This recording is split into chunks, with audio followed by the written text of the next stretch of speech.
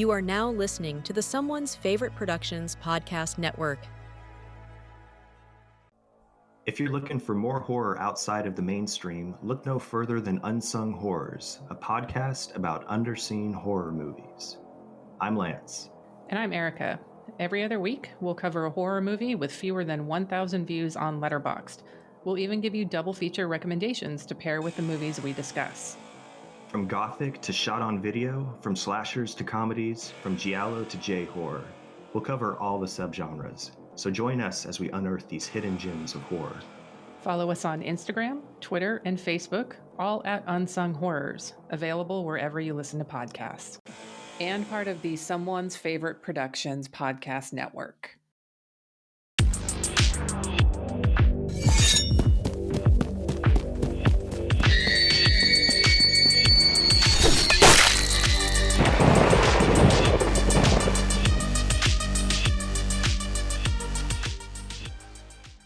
Hello and welcome to Split Your Head. I'm your host Bob, and today's special guests are Amber T and Naomi Monaghan, and they are here to talk about Pink films.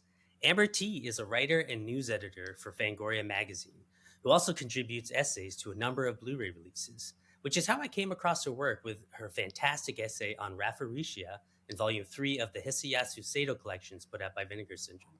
Naomi Monaghan is also a writer who recently launched an exciting webzine called Asian Cinema Shine, and will have essays included in upcoming Blu-rays of Asian films. With their enthusiastic and unique perspectives on Pink cinema, I knew I had to have them on to talk about this fascinating genre. For this chat, we will be primarily focusing on two films: Genji Nakamura's 1983 gay satire of Yukio Mishima's life called Beautiful Mystery, and Minoru Kunizawa's 2002 gay horror romance Two Lovers. Amber, Naomi, thank you so much for coming on. How are you both doing?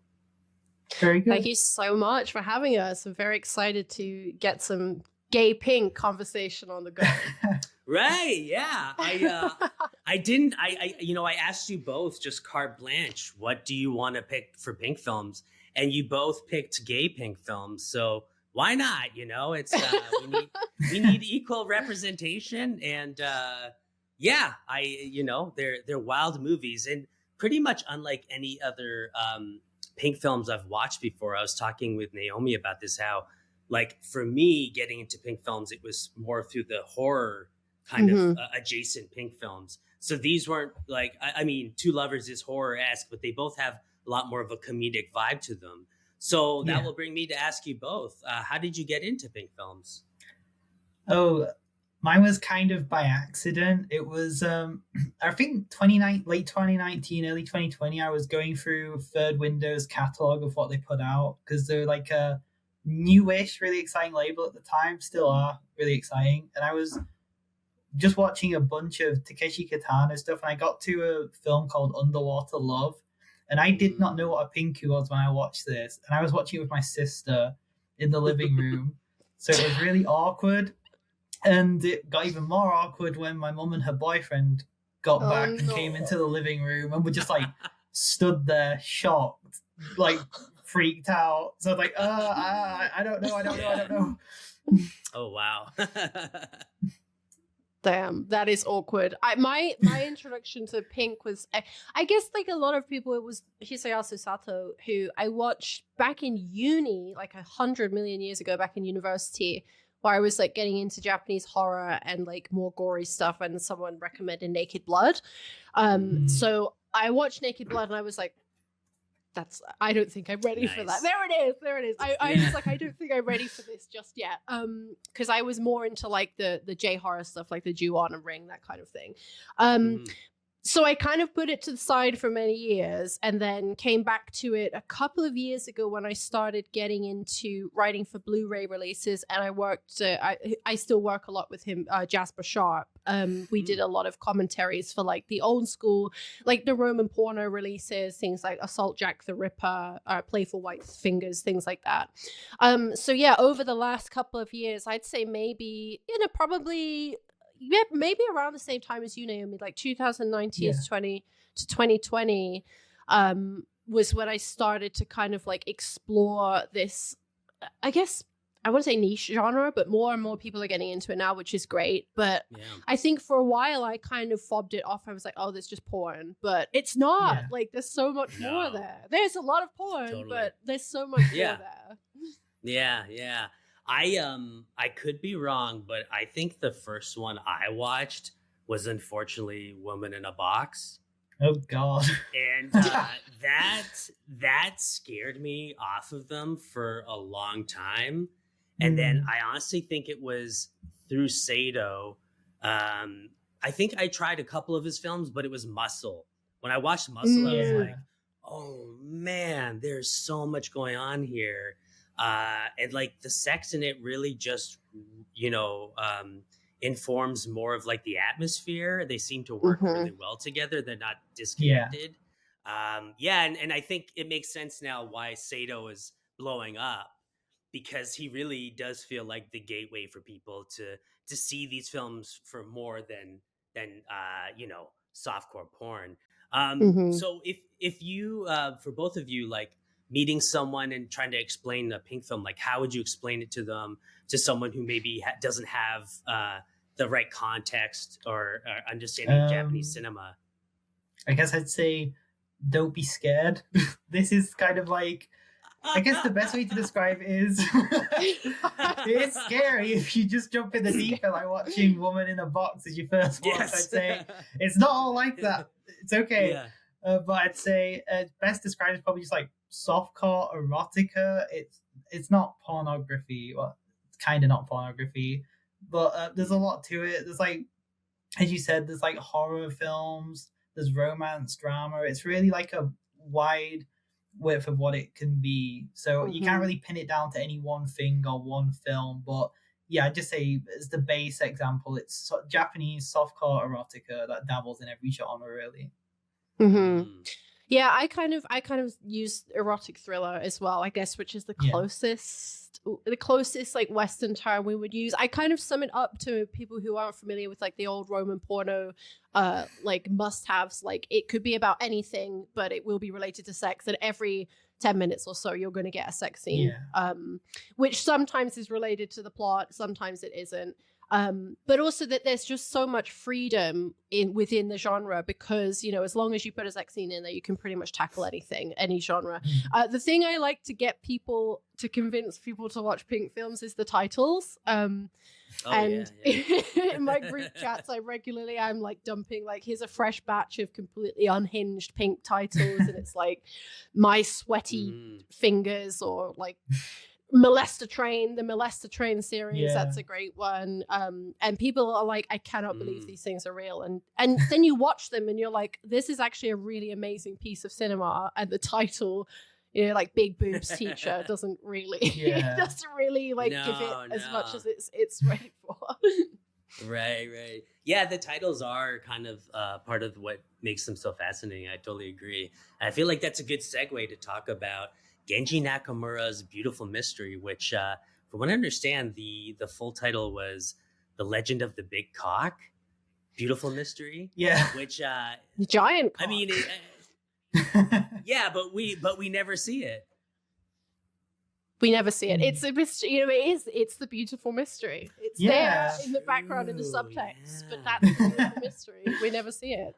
That didn't even cross my mind. You're blowing my mind right now. You're splitting my head, Amber. Thank you.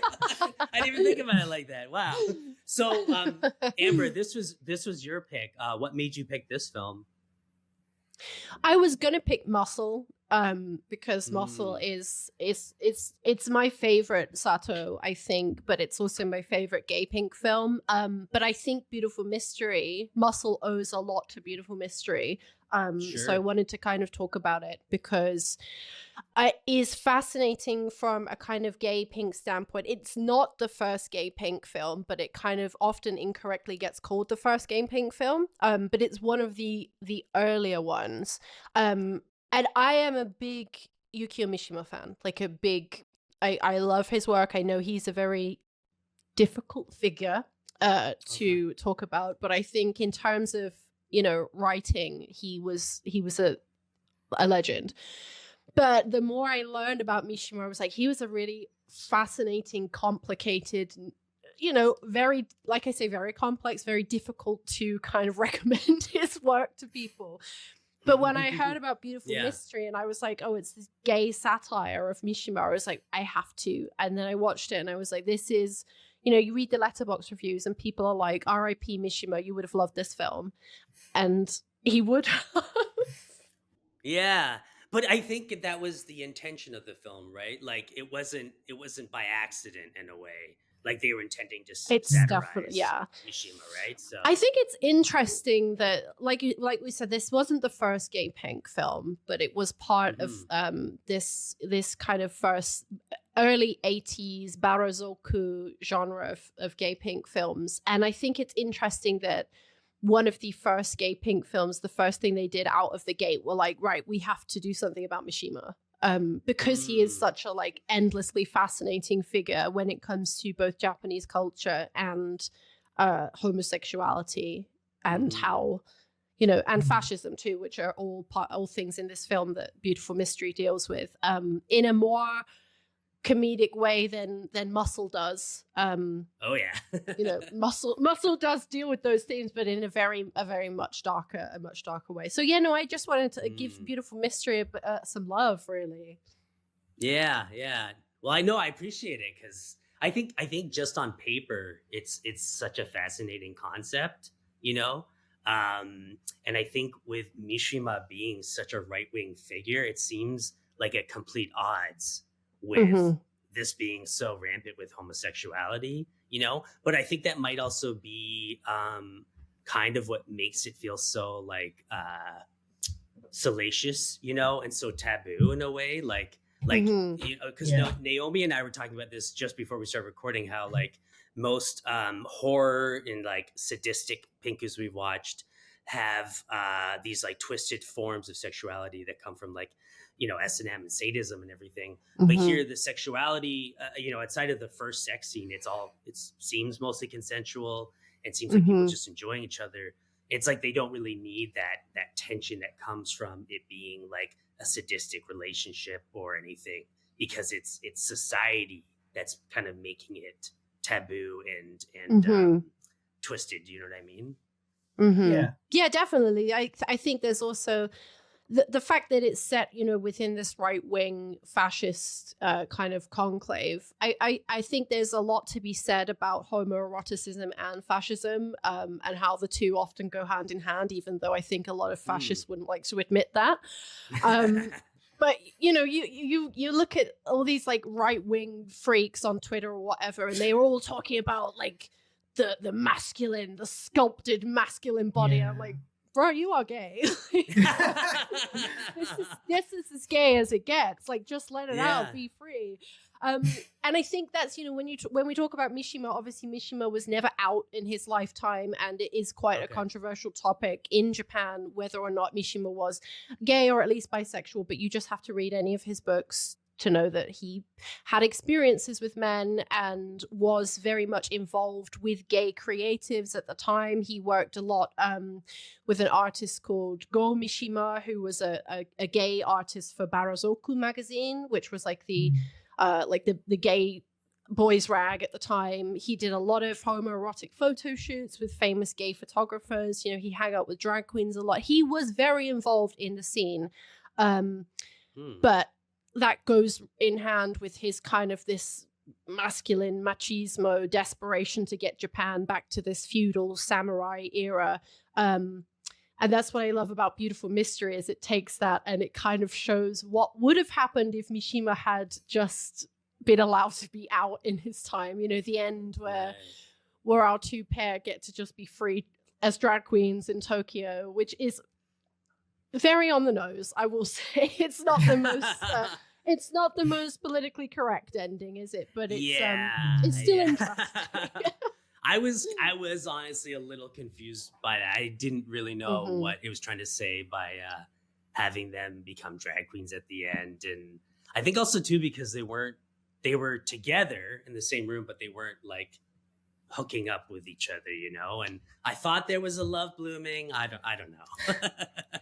Yeah, I think it's a very interesting film in terms of like I say, kind of And again, it's like I say, it's a very politically incorrect way to kind of say, well, to imply that the bad guys in any situation are gay is not something, when you see people like making art of like Trump and Putin like sucking each other off, right? Like that's just homophobia. Like that's just homophobia. Yeah.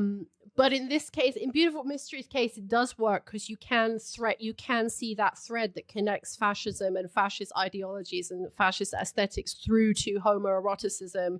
And I think overall, Beautiful Mystery is kind of, it has a good, it wants to say good things. It's doing it very clumsily, but I think it's trying to say like, hey, just be open and be free with yourself.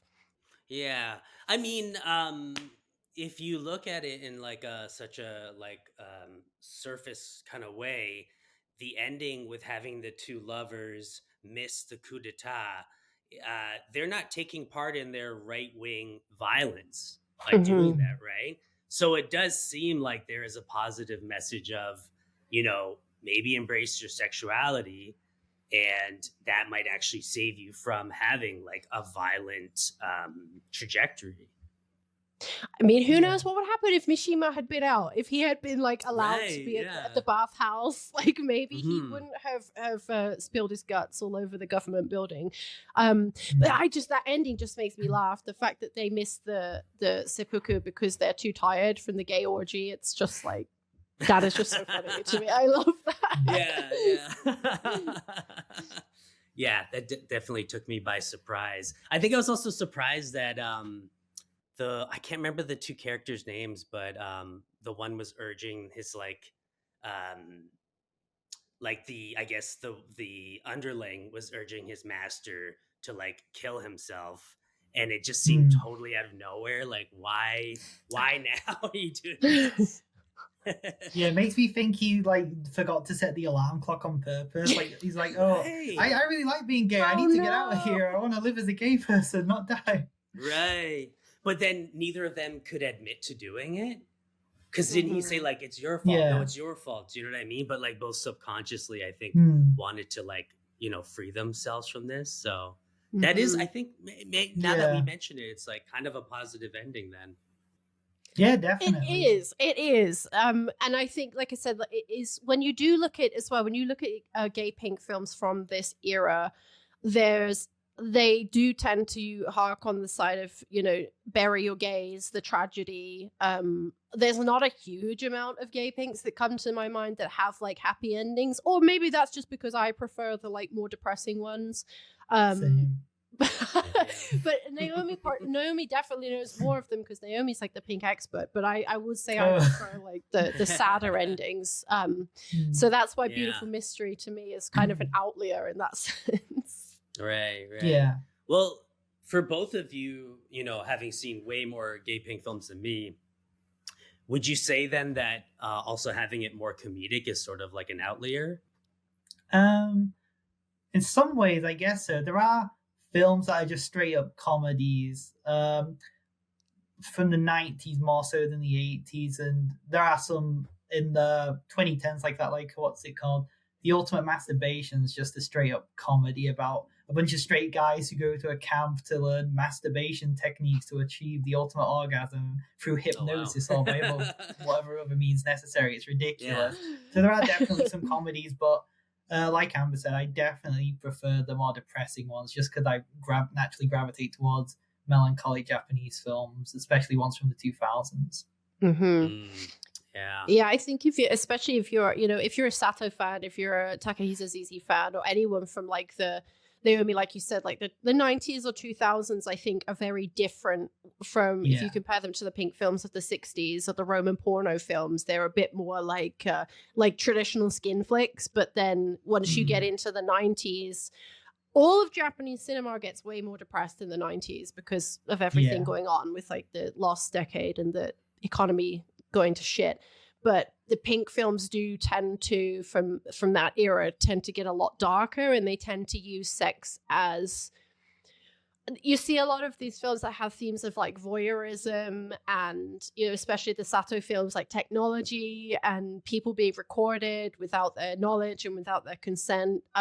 So it's, yeah, they do, but that's not to say that there's not like funny Sato films like Rafureisha, which like Bob, you mentioned, I wrote the essay for the Sato release of that. That's hilarious. That's like a straight up lesbian road trip comedy.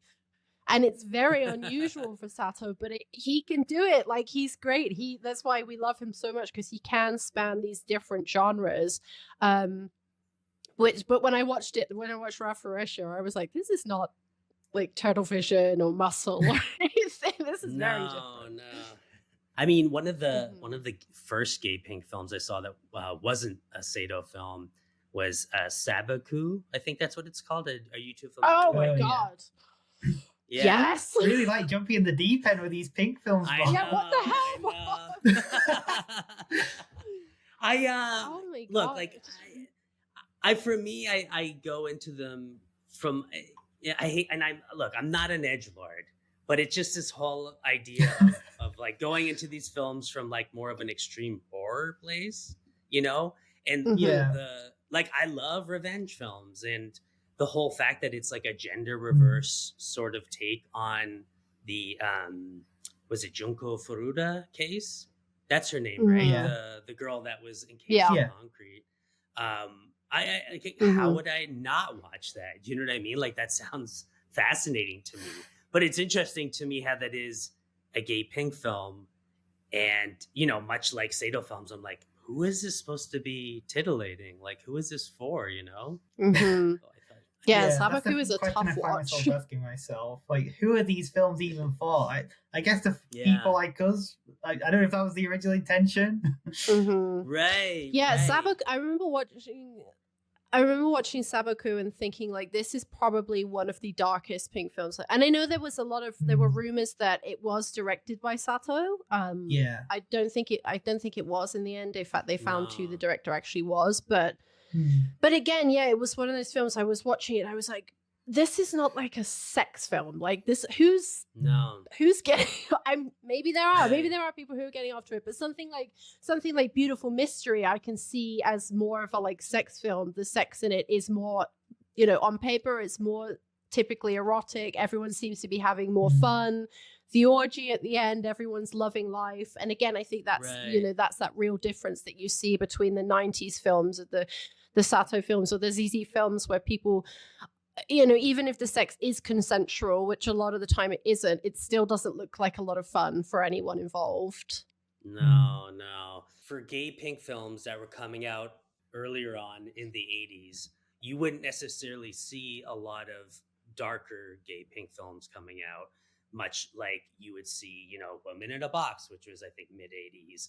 And I don't know, I'm totally blanking on like other titles, but it seems like the more straight-leaning pink films have always had that freedom to be extremely dark and sadistic and exploring like horror themes. Whereas I think it seems like pink films haven't really had that same trajectory until like the 90s. Is that, would you say that's fair to say? Yeah, I guess so. There's a really interesting trilogy from the early 80s. I think it's called the Hour Trilogy, directed by Ryuichi Hiroki, who did films like Vibrator, Tokyo Trash Baby later in his career. And it's just all about I think it's like just the positives of being a gay person, because it's really easy to dwell on how dark it is and unpleasant it is in society in like any decade for a gay person, how hard gay people have it. So there are definitely nicer slice of life films like that don't dwell as much on the darkness. But yeah, it depends really. Yeah. Like we didn't necessarily need that. There was not a need for like a dark gay pink film in the early 80s. No, I don't think so. Like, the only one I can really think of that sounds dark, which is currently lost and not available, More and More Love. It's an AIDS pinku, which sounds really depressing, so I'm not surprised they didn't really make many of those. And it stars a pre-Tetsuro Tomoru Taguchi, so it's very interesting. Wow. We gotta unearth that one. Yeah, I'm dying to see it. Oh, so you haven't seen it? No, I think it's completely lost. I can't find any VHS listings or anything. There's not even much information online about it. Have you talked to Dakota Nude about it? I think I'm always pestering Dakota about, can I see this? But no, I haven't talked about that one specifically. I probably will at some point. I feel like poor Dakota and Thomas fake outrage. Like we're always in their DMs. Like, yeah, I'm always pestering Thomas for stuff. Where did you see this? Like on the VK. Yeah, I'm such a like novice when it comes to this stuff. I have no idea how people find anything. So that's it. I feel like I should just have an episode on like how do you find obscure films online? It is hard, and it's harder especially when a lot of them don't have English subtitles. Oh yeah. And I know Dakota speaks Japanese. I'm not sure if Thomas does, I didn't know but that. Oh, does he? I think he does. I mean, I assume so because he watches all of these. I think he just uses the Google Live Translate sub, so it just translates automatically. That would make sense. I got to get into that because for a while I was like, my Japanese sucks. I don't know any Japanese, but I was like, I'm going to really knuckle down so I can finally watch all these like lost films. Because finding them is one thing, but finding them with English subtitles is. But there is like I think with Vinegar Syndrome doing the Sato box sets, and people like 88 Films, who are doing a lot of Pink stuff as well. There is like this kind of renaissance of Pink films. So I think we will see, fingers crossed in future. I can't imagine, it's crazy to live in a world where there are Sato box sets. Like, I just think that's... Yeah. No. Like, what? There it is. Hell yeah. These are films that we were watching, like, on shitty YouTube rips, like, in different piecemeal, like, terrible quality. And now they're just, I know that Jasper, who I spoke about earlier, Jasper Sharp, and his partner Sarah Appleton, who they do like loads of amazing video essays and work in Tokyo, and they meet up with Hisayasu Sato and people like Zizi a lot, and it's just crazy that they must be like, oh my god, there's this huge now this Western reinterest in these films that we made 20-30 years ago. It's exciting. Yeah. This might be a little too much of an aside, but do either of you have kind of theories as to why that might be? Like why there is this huge kind of resurgence of these films? I guess just like any horror fan will eventually gravitate towards Pinku, and I think it is a gateway for a lot of people. So there's been enough time for people to establish themselves with these films and really get to grips with what they are and how meaningful they actually are. So I think it was just a matter of time and an actual thing to happen, really. Yeah, I think the physical media boom that's happening right now really helps because, I can't see any streaming service is going to pick up maybe Criterion, maybe Mubi, but I can't imagine like Shudder or someone is going to do like a Hisayasu Sato season. Yeah. So I think these boutique labels picking them up that's really a big part of it as well, because people want to, a lot of these things, these were videos that people had on VHS tapes, or you can only still access through VHS tapes, and to hold it in your hands, I think is a big part of like the appeal of it too. Totally. Yeah, to what you're saying, Criterion, at least in Canada, maybe America as well, just put up Rewind, the Sato film. So they have that on there now. I could see Shudder maybe dabbling in it, but only because I've seen that they've been putting some of the director's series, that Third Window was putting out. They were putting some of those films up. And to me, that's like such a step away from or one step removed from Pink films, So I could see them maybe getting into like some of the more horror adjacent stuff. But just hearing you both talk about it, it is making me think about I just recently interviewed. Do you know Sam Hell? Yes, I don't know him, but I know of him. Yeah. So a lot of his films incorporate like hardcore sex scenes and horror and gore together. And I was asking him about like how he got into that and like who these films are for. And he was saying like he doesn't really design them necessarily for people to get titillated by, but that right now in America at least, it seems as though the idea of sexuality and nudity is so taboo that it's his way of kind of like making people uncomfortable. And so I think that speaks to like there's kind of this need for that, you know, where especially if like sexuality becomes that uncomfortable for people to watch, maybe that's not a good thing, you know. And I mean that, you know, more for adults, obviously.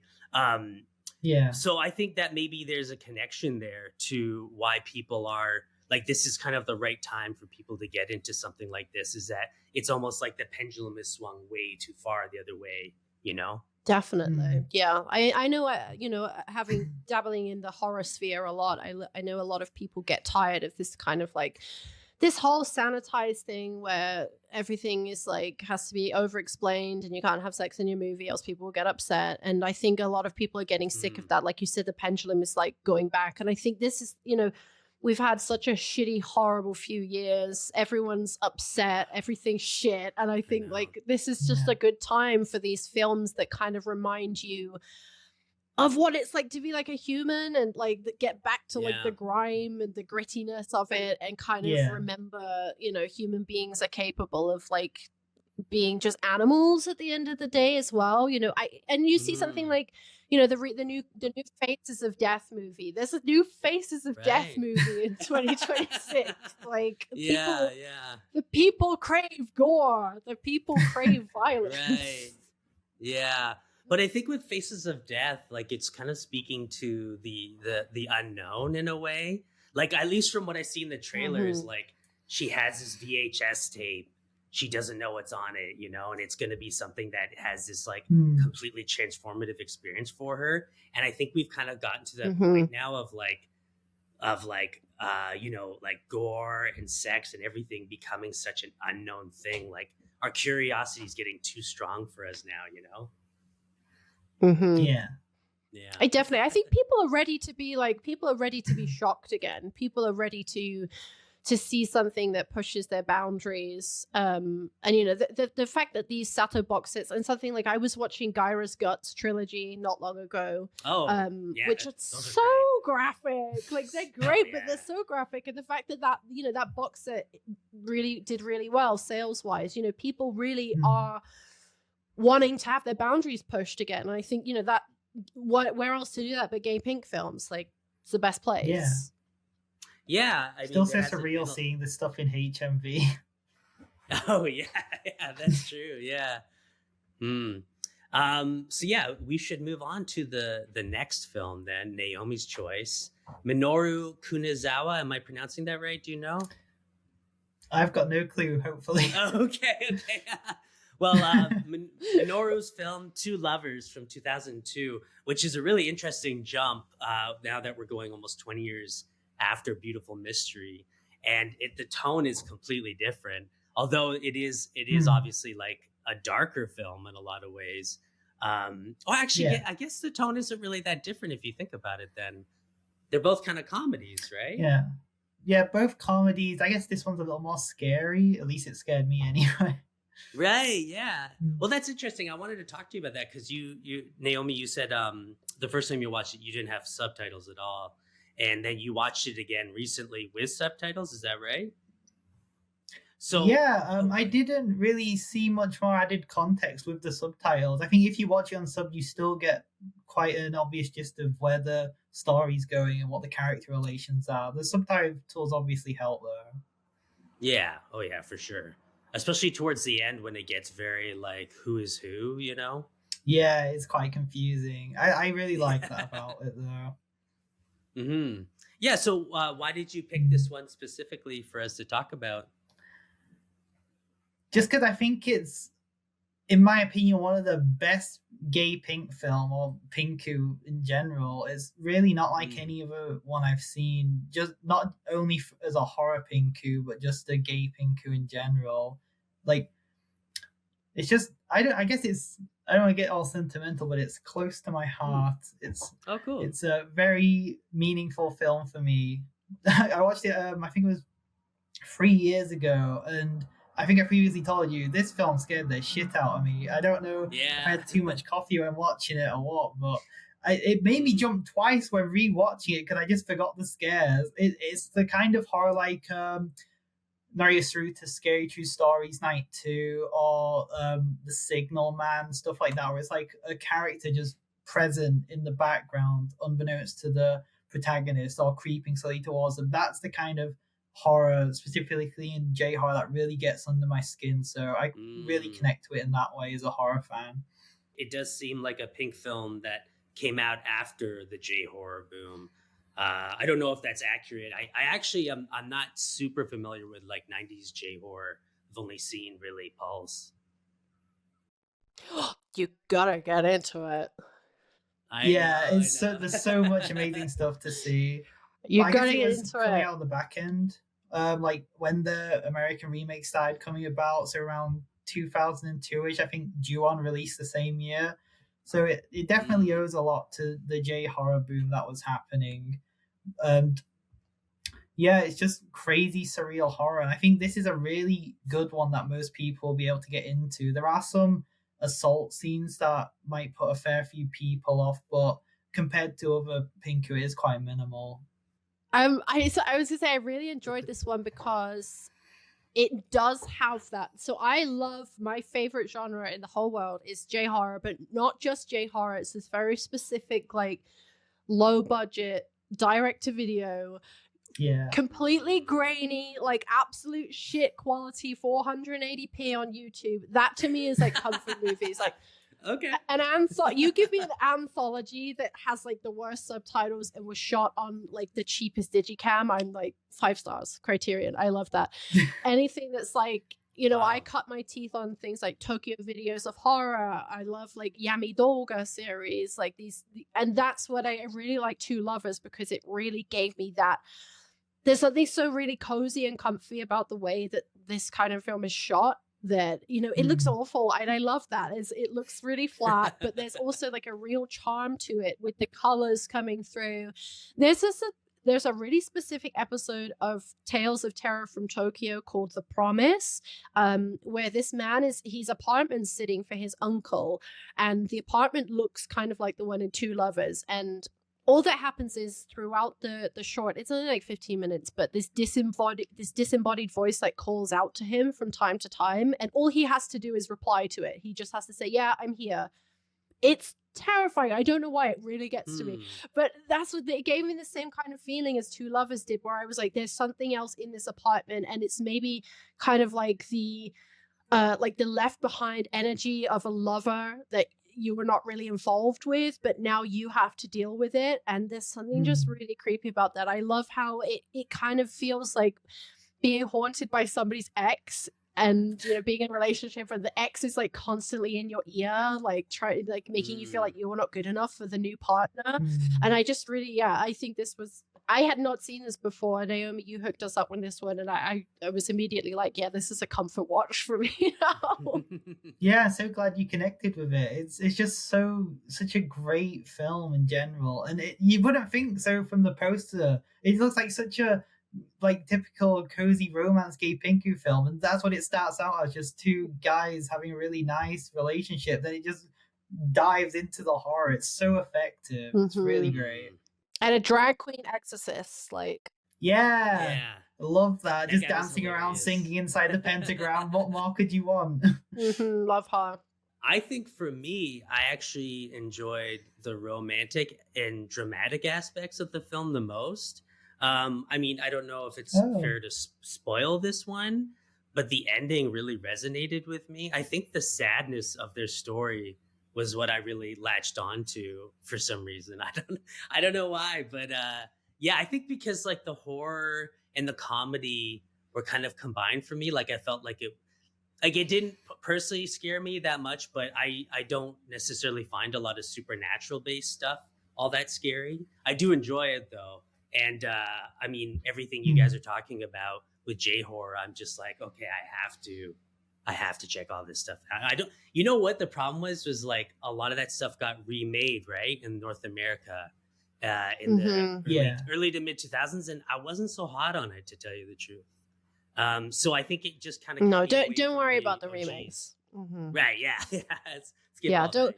Either everyone defends Gore Verbinski's The Ring. I'm sorry, it doesn't hold a candle to Hideo Nakata's Ring. It just doesn't. The Ju-on remake sucks. The One Miss Call remake sucks, and it is a shame that kind of like those films are the ones that get more remembered, because the J-horror, like, it was a very, very, very short little boom of movies, really only from like the early to mid 90s. And then by the time Two Lovers comes out in 2002, Naomi, like you said, the J-horror boom was already boring at this point. So that's why I love that Two Lovers kind of puts this gay pink spin on it and makes it more interesting. But there are so many hidden gems in that little boom. Now I'm going to blank off the top of my head. But like I said, like the Scary True Stories films, Norneo Suruta, things like that. Oh, are you talking about a boom of like gay pink films in the 2000s or J-horror? Oh, J-horror, yeah. I'm not, my gay pink knowledge is kind of more 90s, and I'm not sure. Sure. What is funny is that the Gaga Ooh La La, shout out to Gaga Ooh La La, the streaming service. Yeah, I never heard of it. Yeah. They have. I can't get my account to work for some reason, which is really annoying. But I know that they have a lot of gay pinks from the 2000s, kind of like Two Lovers onwards. So I would say that's another very interesting little sub boom to look into. But no, my personal expertise is that J-horror boom, because I just love it. I just love it. Yeah, right. Yeah, so getting into comparing the two films then, because like they seem so drastically different from one another. I think the most obvious would be that the homosexuality in Beautiful Mystery is somewhat I guess you could say closeted, like it's hidden away and no one's open about it, whereas Two Lovers, like, they seem like they're openly living as two gay men together, right?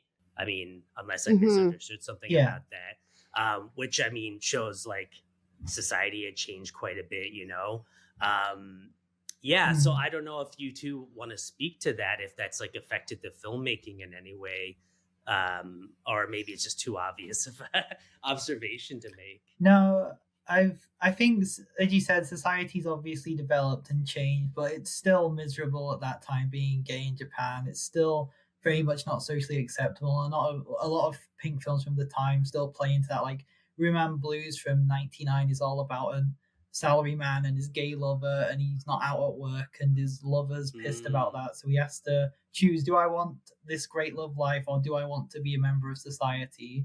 And I think the direct comparison between the two, other than them obviously both being gay pinku with comedy in them, is that they both end up in tragedy. One off screen in Beautiful Mystery that ends in the double suicide that was talked about, and Two Lovers also has that double suicide at the end, obviously spoiling it, but it's still very much tragic and melancholic like that.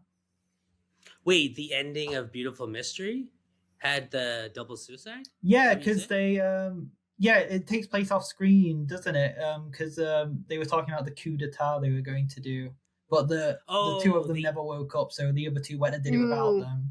Yeah. Oh, the other guys. Yeah. Okay. Huh. Yeah, I feel like that's like, it's like a mix in a way, because like the main two characters, I feel like, got off scotch-free. They went on to live a happy life. Yeah, it seems. I was gonna say, I think that's where you do see that different tone between Beautiful Mystery and Two Lovers is, like we spoke about a little bit earlier, from in the late 90s and 2000s in Japan. You're getting what I like to call Heisei Enwi, which is that I would say that's my kind of favorite genre, is the Heisei era of Japan, which is kind of like, I guess, post-war to mid 2000s, where you get a lot of especially in the 90s, you do get that economic boom and that sense of melancholy throughout the country, which in the 80s, Japan's economy was like crazy. It was like a very positive time for the country. So I think that's why in Beautiful Mystery, it ends on kind of like this hopeful note, because the country was at that time experiencing this like amazing economic boom. You know, the whole world was starting to look at Japan as like this major power. And then you get to the 90s and that goes. So that's why you get that kind of subgenre of very slow, very melancholic films that don't end happily, like Two Lovers. Two Lovers made me really sad at the ending, because I mentioned earlier, the whole film gave me this vibe of when you're in a relationship with someone, but you kind of always feel like you're competing with their ex, and then the ex wins at the end. So I was like, oh no. Yeah.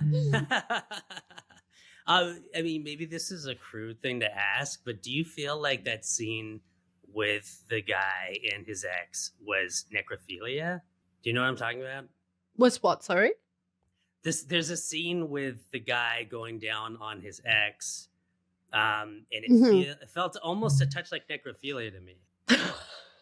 Oh, no? I mean, it is a Pink film, so why not? Right, Yeah. Did it not come off that way? I mean, maybe I missed something, but no, I think any time you're like having a person have sexual relationships with a spirit or like a disembodied possession, then it counts. Again, it's a Pink film, like anything goes. Right, but he was like out. You know what I mean? Like he wasn't responding until like he eventually woke up. You know? Yeah, I mean, I guess that's. Yeah. Again, that's another common theme in Pink films is consent, and lack of it, for a better word. And I'm not gonna, I think people have very valid opinions on what they will and won't watch in films. I personally, I'm not. I will watch films with like sexual assault and rape in them because it personally, I find it more cathartic to watch it than not watch it. Sure. But I know that it is a difficult topic with when you're recommending Pink films as well, and you're like, oh, this film's literally called The Raper. Yeah, I think it's something you'll definitely end up telling anyone who's wanting to get into Pink about, because it is something you're going to encounter for definite when watching a Pink film. Like, I've seen 200 and can probably count on half of one hand the amount that have consensual sex in them.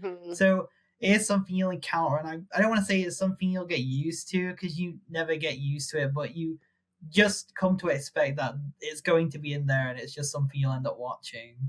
Yeah, my friend Weird Alice, who programs films in Toronto, was wanting to get into programming Pink films, but she's very hard, like no sexual assault or anything. So she asked me for recommendations without sexual assault, and I was like, muscle and muscle, muscle. Yeah, I think it's okay. No, okay. I mean, they're in a BDSM relationship, so I guess that there is that kind of consensual non-consent in it. But again, the lines with any Sato film, I feel like the lines are always very blurry.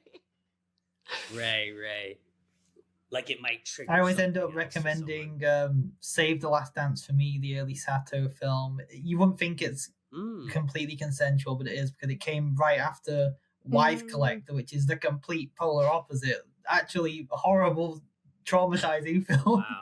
But yeah, Save the Last Dance for me is a really melancholic, completely consensual film. It's a really great film. Yeah, you sent me that, and I really want to watch that, so I definitely will get around to it now. I wonder if it's going to come out on Blu-ray anytime soon. If anyone has I hope so. Out of all the Sato titles I'm hoping for, I want Save the Last Dance for me and Secret Garden. Those are two I really want to come out. I've done some Sato stuff that's not been released yet. Those two were not ones that I did. But if they're doing all of, I'm trying to. Like, oh, sorry. I'm trying to like not reveal anything, but I will say they do have more planned. They do have, to my knowledge, there is at least 2 more box sets planned.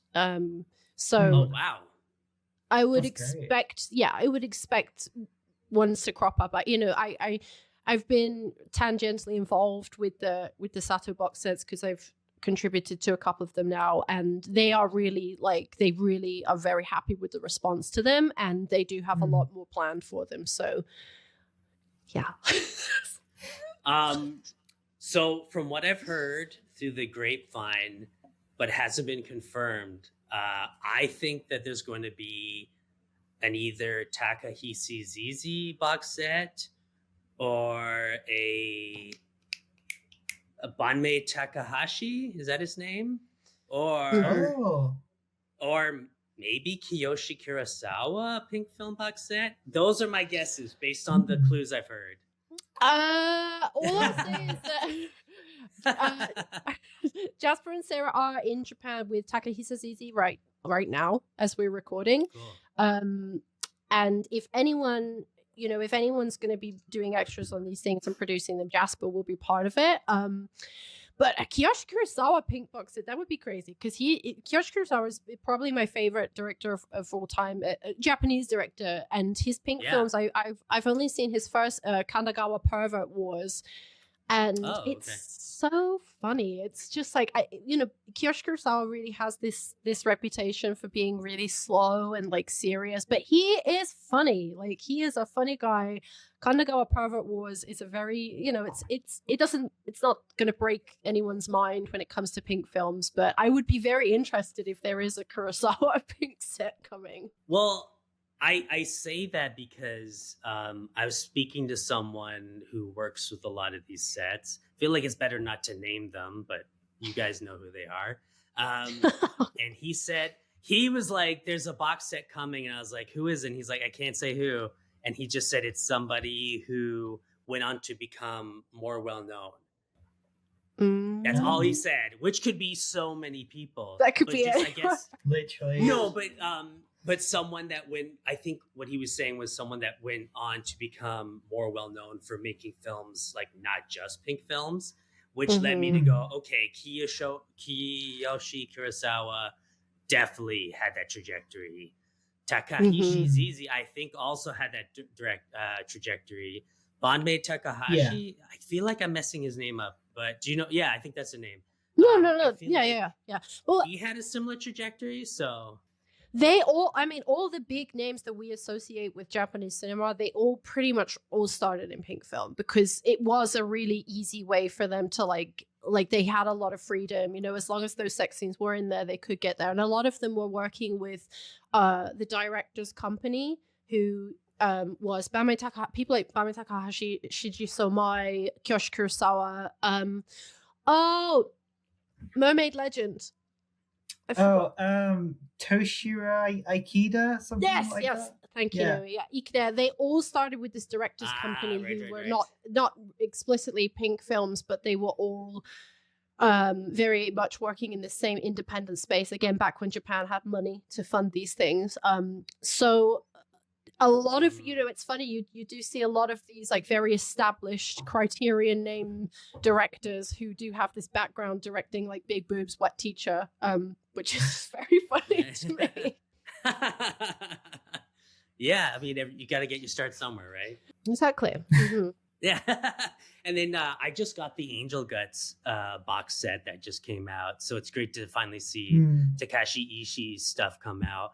I just want more of his 90s films like Gonin and those kind of films to come out. So hopefully that will be next, Well, my dream one I'm hoping for is, if they are going to do a Takahisa ZZ box, I would love a film I watched recently called The Cold-Blooded Trap, which I really like ZZ. I think after Sato, he's maybe my favorite of the Four Devils. And it's not really a pink film specifically. It's very much, it's kind of like a murder mystery. But again, it's dark, it's depressing, it's very melancholic, it's very violent. Another ZZ film I would love to see is Reikyo, which is one of the darkest pinks. It's really good, but it's a lot. It's very violent, it's very sad. It's but I think if you're a fan of Sato and you can handle Sato, then ZZ is probably the next name who really deserves his day in the sun, as it were. I I'd love agree. that. I'm just like, Reikio, okay, writing that one down. It's fine. We'll make you a list. We'll make you a list. Okay. Oh, thank you. Fucked up pink. Yeah. Yes. I've only seen I always get this name wrong. Anarchy in Japan Suki, I think is the name of the film that ZZ made. And I love that. That was so bizarre. That was totally in my alley. My favorite one's probably Tokyo X Erotica. It's insane. I always describe it as like Inland Empire as a pink film. It's just such crazy, surreal nonsense. Like, how do you make a film about the Tokyo gas attacks and turn it into a surreal nightmare pink film? Only one of the four devils can do that. Right. We are coming up to an hour pretty soon. So if you guys want to maybe, like, we could wrap up talking about the two films and then move to the questionnaire. Was there anything else that you wanted to touch on for Two Lovers? I was just going to say, I think if you're going to try and get into gay pink, I think this is one of the best places you can start after Muscle. Like, watch Muscle as your first, and if you really like it, then go with Two Lovers, and after that, try something like Ballads and any other horror adjacent ones. Ballads is crazy. Naomi, you recommended me Ballads as well, and I was like, oh yeah. I thought if anyone's gonna like Ballads, Amber's definitely gonna like Ballads. But no, I think that I agree. I think Two Lovers is very accessible. If you can handle Muscle, you can definitely handle Two Lovers, and then try Ballads. Definitely. There's another one that I watched not too long ago. Dangai Illusion. That's the one. Yes. Okay. I got it. You got it. Yeah. Amber. I can't remember how I watched it. I think it's on maybe Internet Archive, and that one. It's already in my watch list. Oh, of course. Yeah. That one's pretty creepy and definitely, I would say, like a horror movie pink film. And I'd never seen a film like this before, you know, like this is something that I think I was saying to Dakota and Chris when I had them on last of, like, there's so many pink films of women being, you know, like predators going after women and raping women. And I'm just like, I think if they're going to make this kind of film, we need to see it happening to men. Like it needs to, we need to see that, you know, flipped a bit there. And that was the film that seemed like, oh, I've seen this, but with the women in place of the men, you know? So finally they switched that. So yeah. I think that's why a lot of us are drawn to gay pink films, especially, you know, as women, we're drawn to gay pink films because we're so tired of seeing women get brutalized. And you know, I'm not saying anyone should get brutalized, but it's nice to see like the tables turned. Totally, yeah, it's kind of refreshing in a way. This is why I always recommend Sachi Hamano to people. Her films aren't assault heavy, but if they do have assault in them, then at least the women always come out on top of the assaulter and get their own back. So it's very refreshing in that way. Like the only one I've seen by her, Drifting Through Chaos. Yeah, again, jumping straight into the deep end. That one is insane. It's such a crazy film. Yeah. Do you know that one, Amber? I don't know. I haven't seen any Sachi Hamano. I'm terrible. She's one of my biggest blind spots, to be honest. Yeah, I've only seen that one, and I actually really liked it, but it's terrifying. Like probably one of the scariest pink films I've seen. Yeah, on the list. I did unfortunately have to watch it without subtitles, and again, that's the only time I've done that. That's something that I've struggled with. I know a lot of people, like Naomi, you do that often. I know that Dakota and Chris will do that, but for me, it's I don't know. There's something about it that keeps me like I feel like I'm not really getting the full experience. You know, they were raving about this one called The Birth that they said is so nuts. Oh, and I started watching it, but I was like, oh no, I need to know what they're talking about. You know I'm the same. People say like, oh, it doesn't matter what they're talking about. I'm like, well, I want to know, like for my own peace of mind, I need to know. Yeah. For me, it's kind of like a comfort spot. Like Amber's is the 420p scuzzy looking straight to YouTube horror stuff. This is like my comfort zone, just unsubtitled Japanese films. I've been watching them this way for so long, so I'm just growing accustomed to it. Yeah. Well, that was why I was curious to talk to you about watching Two Lovers with subtitles and if that changed the narrative at all for you. But as you said, Naomi, like it pretty much seemed like the same film. Yeah, pretty much the exact same, really, other than some dialogue towards the end I obviously wouldn't have picked up on. Right. Because I wonder if I was in that kind of a situation, like whether I would maybe invent certain things that weren't actually happening, you know, or like things might seem more extreme or not as extreme, you know. But yeah, I mean, I guess there's really no way to know because I did watch it with subtitles. So in a way, I think that's part of the fun, though, putting your own perception of the film onto it, like giving it some kind of transcoded or gay-coded context, regardless of what the film is. I always think that's really fun to do.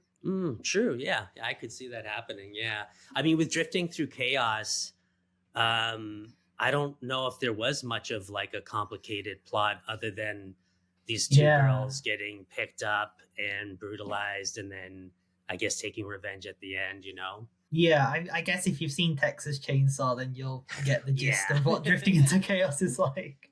It is actually a little bit like an 80s sort of... I mean, I guess you could compare it to Texas Chainsaw Massacre 2 or something for that. Yeah.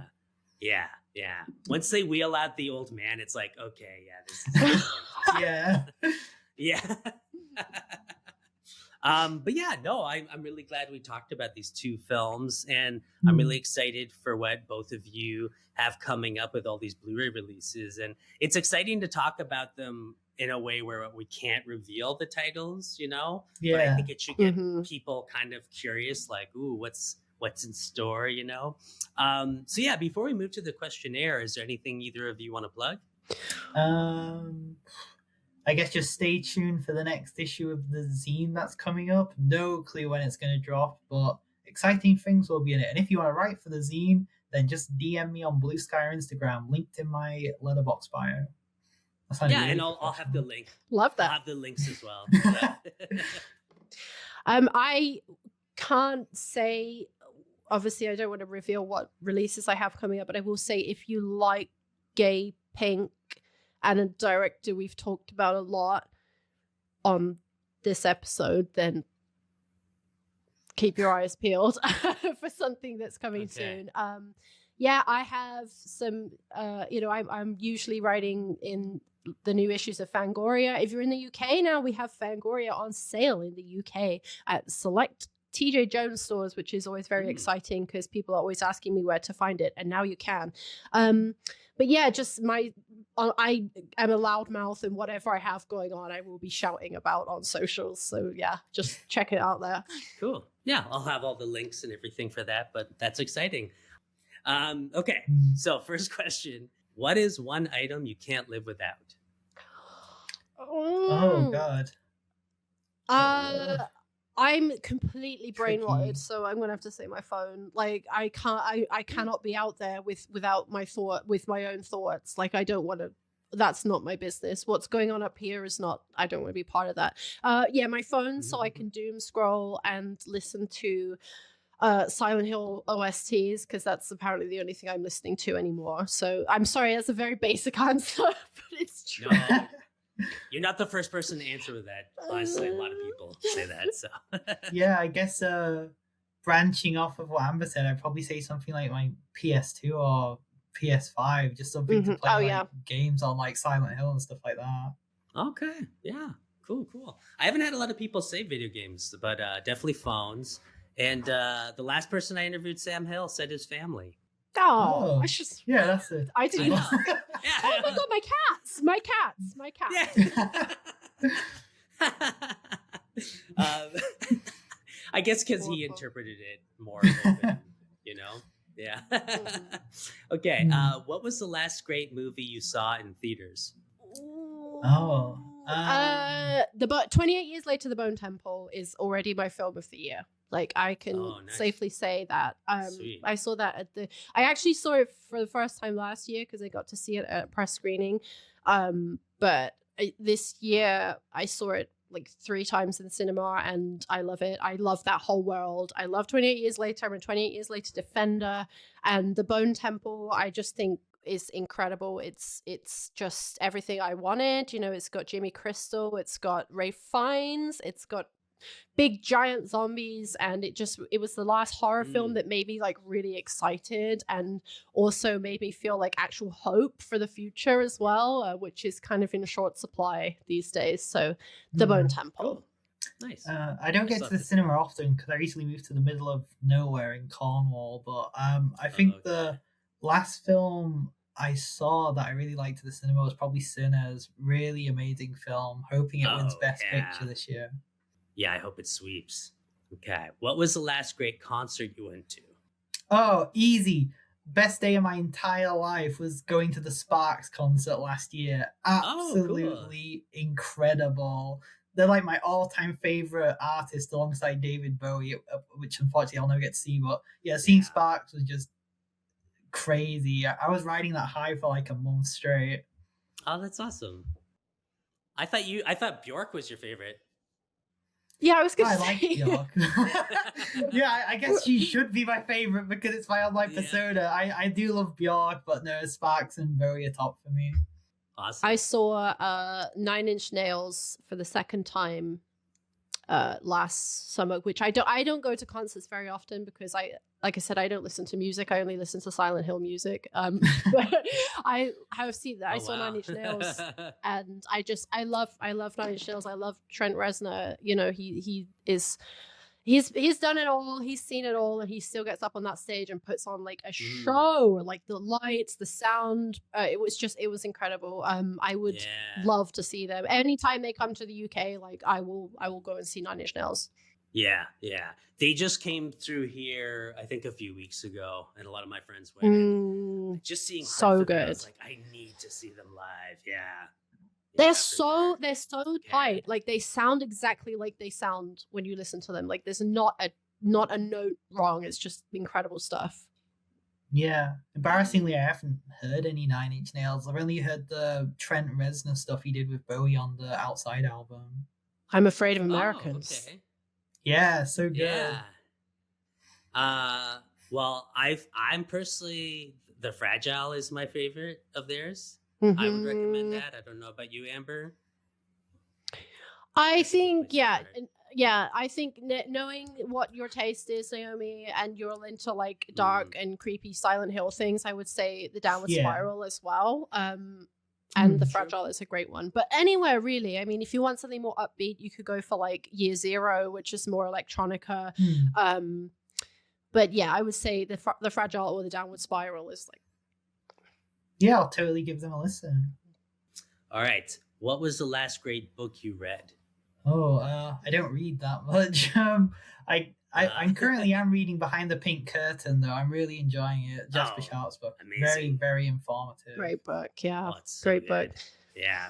I read a book. I just finished a book called My Dark Vanessa, which is I wouldn't recommend it to everyone. It's quite triggering subject matter. It's about a young girl who ends up having an affair with her teacher, but it's really like it's very well written. It's very like it's not at all like fetishy or anything like that. It's a really sad but very very necessary look at how these kind of relationships turn out and what the damage it does to young women who are taken advantage of by older men.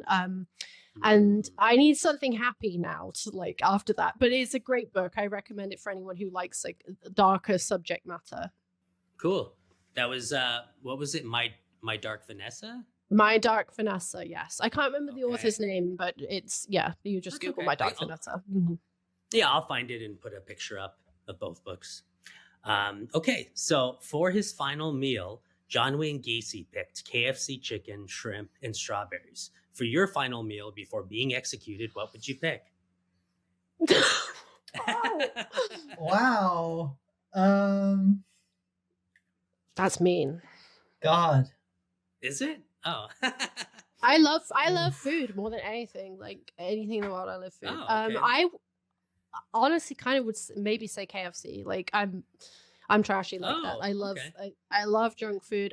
Or maybe something like a really good bowl of udon. I know everyone's into ramen, but I maintain that udon is like the superior noodle. Interesting. Okay. Some udon with some tempura in there, some like karagi, some aburage tofu, like broth. Sort me out. Yeah. Nice. I guess I'd just say something basic like pizza, because I can't really have it anymore now that I'm lactose intolerant. So something basic like that. Yeah. Because then you get executed before you deal with the aftermath. Yeah. Literally, it's perfect. This is a great scenario. Yeah. Yeah, have pizza and then like all the dairy. Yeah, totally. Not a bad plan. Would you guys have anything drink-wise, dessert? I've been Dr. sober Pepper. for 10 years, but Dr. if I'm Pepper. dying, then like alcohol, like just I would be pissed. Like 10 years sober down the drain. I don't care if I'm going out tomorrow. I want to be drunk as Right. hell. Like a pint of vodka, sort me out. Really? Okay, fair enough. Dr. Pepper and vodka. Okay, cool. Yeah, perfect when mixed together. Yeah, that's true.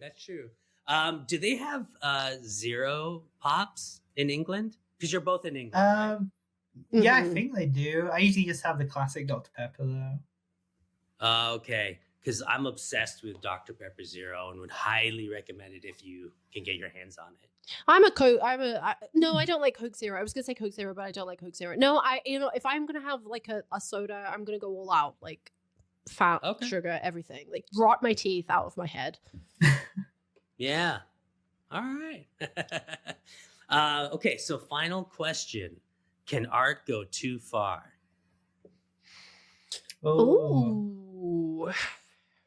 I'm gonna say yes, hesitantly yes, but I'm very much against most censorship of any kind. I can't stand any form of censorship. So I think with art, do whatever the fuck you want. Just go for it. No boundaries. Go. Yeah, I know. I have to say I agree with you, Naomi. I think censorship is a very, very dangerous thread to pull on. Obviously that being said, I don't want anything with kids or animals or of course. people being really hurt. But I wouldn't class that as art anyway. So yeah. Sure. So I guess in terms of art, as long as it's consensual and people aren't really being hurt, unless they want to be hurt, go to town. I don't care. But Right. I don't know. I don't want to get cancelled. No. There's not really a wrong answer to it if you think about it. It's not like you're encouraging any kind of like pain or harm towards people. So yeah. I know a lot of the films that we watch in this, our line of interest are probably things that other people might say go too far. Something like Naked Blood, you could say goes too far in a lot of ways. But no, I think go as far as you can, as long as everyone's happy and safe and legal. Like, who cares? Yeah. Which I think is a good thing to connect back to Pink films for us to wrap this up, is that people need to remember they are softcore and it's all simulated, So it's like, I'm sure there are examples of maybe people being mistreated or some kind of level of discomfort towards the actors, but ultimately it is a genre that is built up on softcore, simulated, and censored to some degree, right? Yeah, definitely. I always bring up Hisayasu Sato's relationship with Kiyomi Ito, who is an actress who is in pretty much all of his films. She's amazing, but she's also a director herself, and she gets put through the ringer in a lot of his films. She's often the subject of assault and rape. She's often sometimes the person committing the assault, but she's been so involved. She's involved in script, she's behind the camera. Nothing happens without her saying, I'm okay with this. She's fully in control the whole way through. And I think a lot of the time people need to remember these are people doing a job. And also in a lot of these Pink films, women have a great deal of creative power behind the scenes as well. So what they're doing on screen doesn't necessarily, its depiction is not endorsement. Sure. Yeah. That's a great way of putting it. Good to know. Okay. Well, we've talked about Pink films. It's been a great time. Thank you so much, both Amber and Naomi, for coming on. I'll link everything in the description, and I'll let you know when the episode's going to be coming out. Amazing. Thank you so much. It's been fun. Yeah, thank you. Thank you. All right. Both of you have a great day. You too. See ya.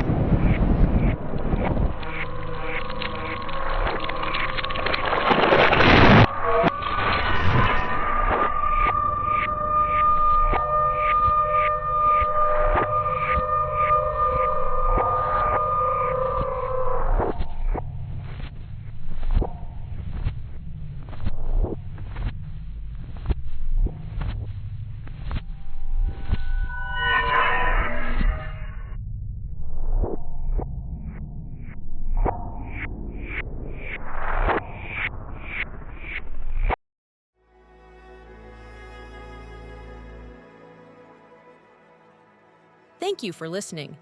To hear more shows from the Someone's Favorite Productions podcast network, please select the link in the description